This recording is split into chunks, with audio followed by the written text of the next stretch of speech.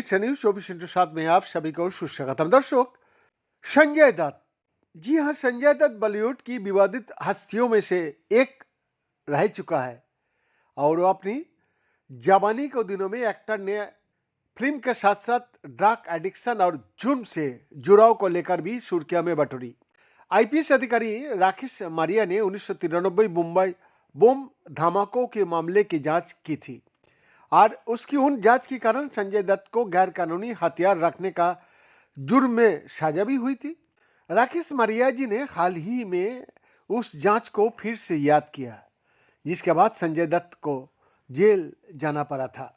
हाल ही में देसी स्टूडियोज को दिए गए इंटरव्यू में राकेश मारिया जी ने बताया कि उनकी जांच संजय दत्त तक कैसे पहुंची। साथ ही उन्होंने संजय दत्त और उनके पिता सुनील दत्त का बीच का एक भावुक पल का भी खुलासा किया, जो तब घटा था जब संजय ने पिता को पैरों में गिरकर उनसे माफी मांगी थी।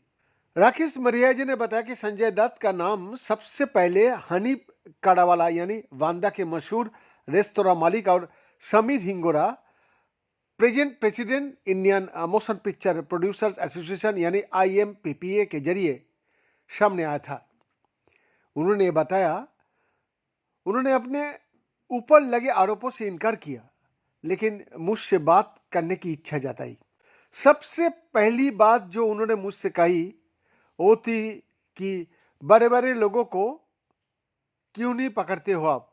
मैंने पूछा, कौन से बड़े लोग हैं जिन्हें मैंने नहीं पकड़ा। उन्होंने कहा, संजू बाबा। मुझे लगा संजय का इस केस से क्या लेना देना है। आईपीएस अधिकारी मारिया ने आगे बताया कि हनीफ और समीर ने उनसे कहा कि आतंकियों को हथियार गाड़ी की कैविटी से निकालने के लिए शांत जगह चाहिए थी, इसीलिए उन्होंने संजय दत्त का घर सुझाया। यही हथियार थे जो 1993 की मुंबई धमाका में इस्तेमाल हुए थे। उन्होंने कहा, वो संजय दत्त के घर पहुंचे। संजय को पहले से फोन आ चुका था।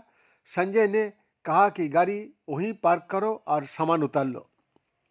राकेश मारिया के मुताबिक संजय ने कुछ हथियार खुद रख लिए थे, लेकिन बाद में ज्यादातर हथियार आतंकियों को लौटा दिए।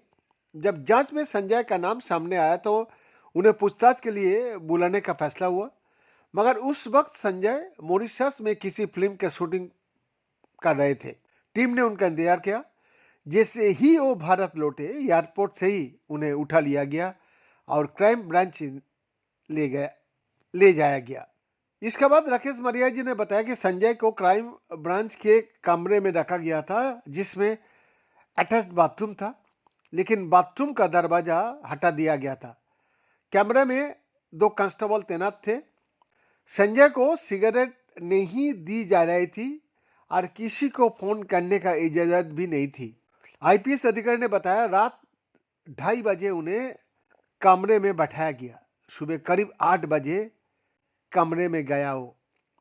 मैंने कहा, अपनी कहानी खुद बताओगे या मैं तुम्हारी भूमिका बताऊं। संजय ने कहा कि वो निर्दोष है और इस केस से उनका कोई लेना देना नहीं।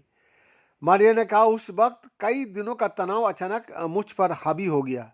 मैं उनके पास गया। उस वक्त उनके लंबे बाल थे। मैंने एक थप्पड़ मारा। वो कुर्सी समेत पीछे झुक गए। मैंने उनके बाल पकड़कर खींचा और कहा, शरीफों जैसी बात करोगे या मैं अपना तरीका बताओ। इसके बाद उन्होंने अकेले में बात करने की इच्छा जताई, फिर पूरी कहानी बताई और बोले, मैंने गलती कर दी, पापा को मत बताना। मैंने कहा, पापा को कैसे न बताओ, गलती की है तो मर्द बनो। BN का एक्सक्लूसिव रिपोर्ट।